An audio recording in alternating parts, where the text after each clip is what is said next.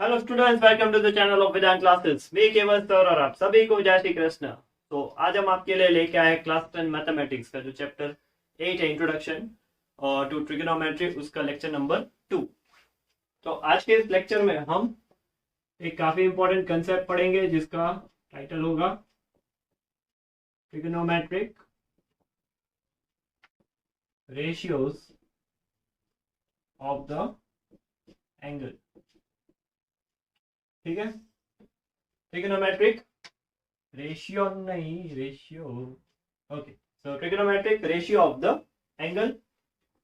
तो देखो, the ratio of sides of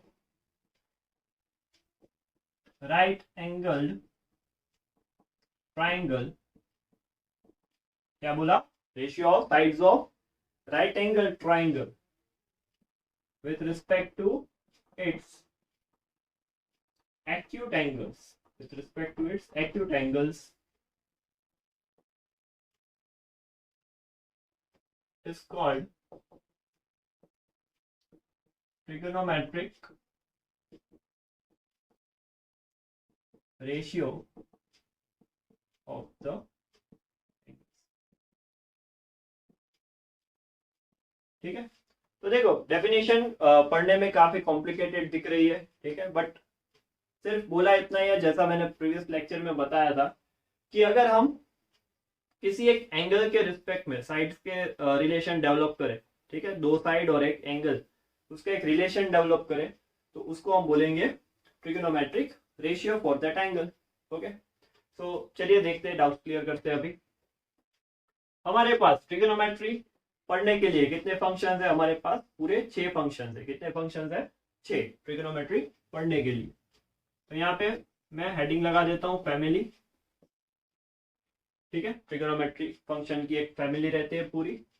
तो उसमें फर्स्ट इज साइन, दूसरा है cosine, third is tangent, fourth is cotangent, fifth is secant, sixth is cosecant. Okay, तो this is the family. Okay, trigonometric ratio के लिए हमारे पास ये 6 ट्रिगोनोमेट्रिक फंक्शन की पूरी फैमिली बन गई। इसके लिए हम एब्रीविएशन यूज करते हैं।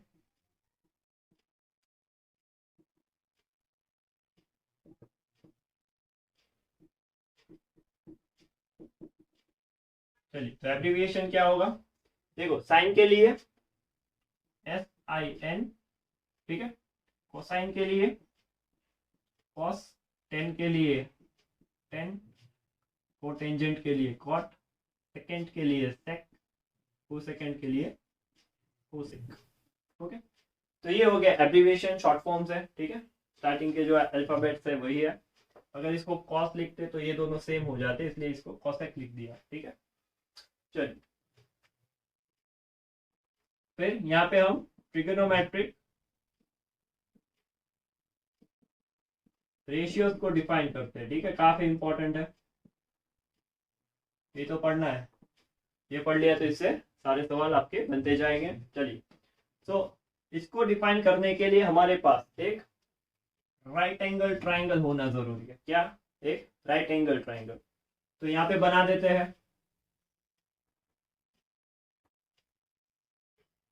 ओके, चलिए, तो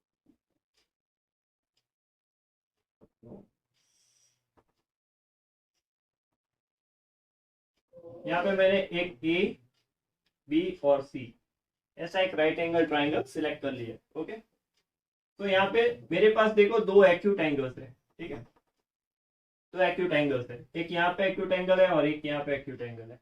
देखो, ट्रिगोनोमेट्री है वो हम यहाँ पे क्लास 10 में रिस्ट्रिक्ट करेंगे। ठीक है, रिस्ट्रिक्शन क्या है?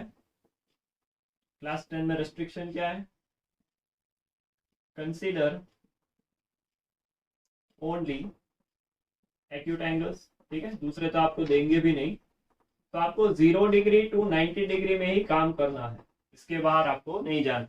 ट्रिगोनोमेट्री होता है इसके बाहर के एंगल्स के लिए भी, ठीक है, 0 to 360 तक, बट अभी आपको 0 to 90 डिग्री यानी कि एक्यूट एंगल्स के अंदर ही आपको काम करना है, ठीक है। You are not going for angles more than 90 degree. Clear है इतना?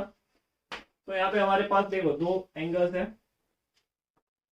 तो यहाँ पे मान लो कि मैंने एक एंगल लेट कर लिया theta. Theta is a symbol, ठीक है, theta is a symbol to show angle, ठीक है। एंगल को हम थीटा से बता सकते हैं। तो यहाँ पे देखो थीटा मैंने लिख दिया। तो कोई भी अगर आप फंक्शन सिलेक्ट करो, हमेशा याद रखना एफ ऑफ एक्स, तो एफ क्या है? वो फंक्शन है, और उसके अंदर जो वैल्यू आप रखते हो उसको हम बोलते हैं आर्ग्यूमेंट ऑफ दैट फंक्शन, ठीक है। अगर आपने लॉगरिथम पढ़ा है तो लॉग एक्स, तो लॉगरिथम एक फंक्शन है, ठीक है, और एक्स क्या है? उसकी आर्ग्यूमेंट है। अगर आप पॉलिनोमियल लिख लो पी ऑफ एक्स, तो पी क्या डिफाइन करेगा? एक फंक्शन डिफाइन करेगा। एक्स क्या डिफाइन करेगा? एक आर्ग्यूमेंट। तो ये भी है वो ट्रिगोनोमेट्रिक फंक्शंस है। ये क्या है सारे? ये ट्रिगोनोमेट्रिक फंक्शंस है, ठीक है। ये सारे ट्रिगोनोमेट्रिक फंक्शंस है। तो ये फंक्शंस के लिए हमें आर्ग्यूमेंट चाहिए, तो इसके अंदर जो आर्ग्यूमेंट रहता है वो उसका एंगल होता है। तो ये यहाँ पे एंगल हमने थीटा लेट किया, तो ये होगा sine theta, cos theta, tan, cot, sec और कॉसेक। हम ये सारे फंक्शंस को इस एंगल के लिए डिफाइन करेंगे। ओके, चलिए इसको मिटा देते हैं।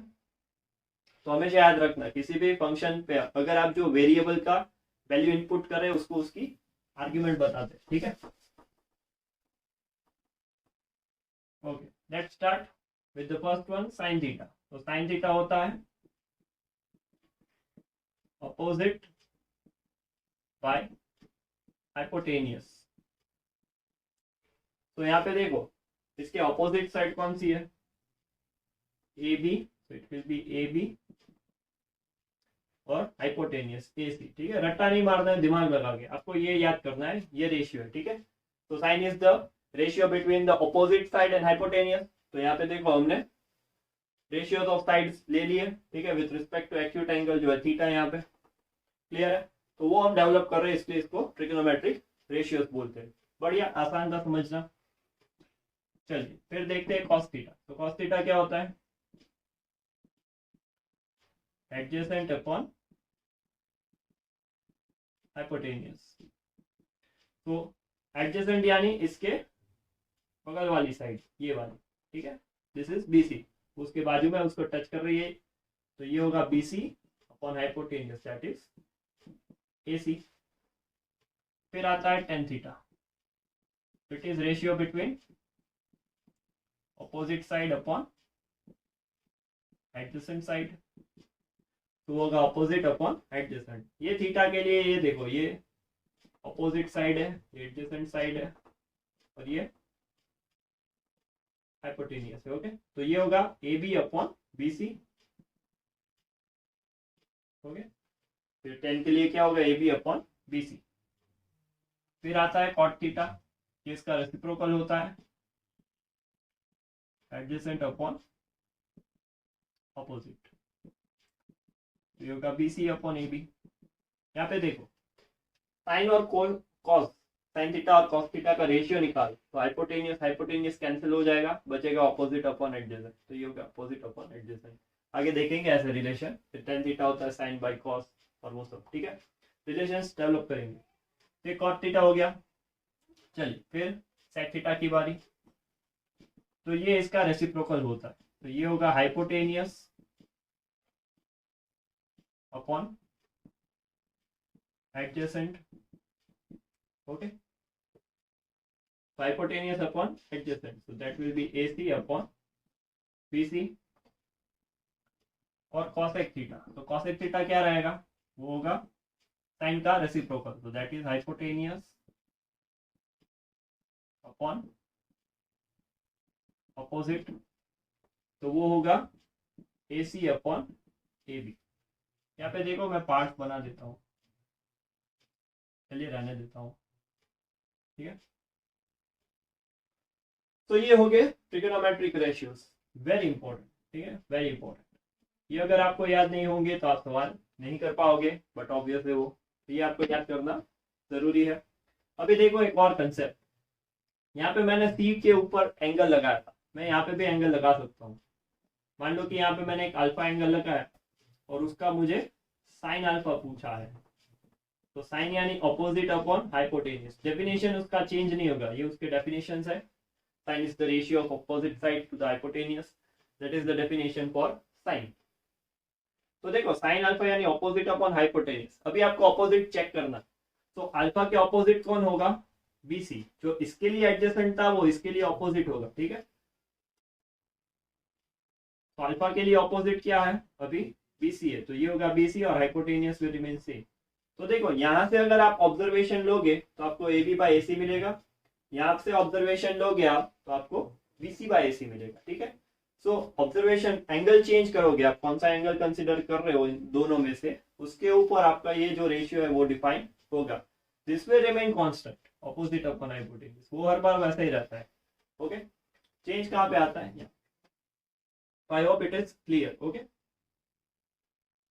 तो अभी अल्फा मैं निकाल देता हूँ, कंफ्यूजन ना हो, यहाँ पे लिख देता हूँ, ये एडजेसेंट होगा, ये अपोजिट होगा, और उसके लिए हमने ये पूरा टेबल जनरेट किया है, ओके।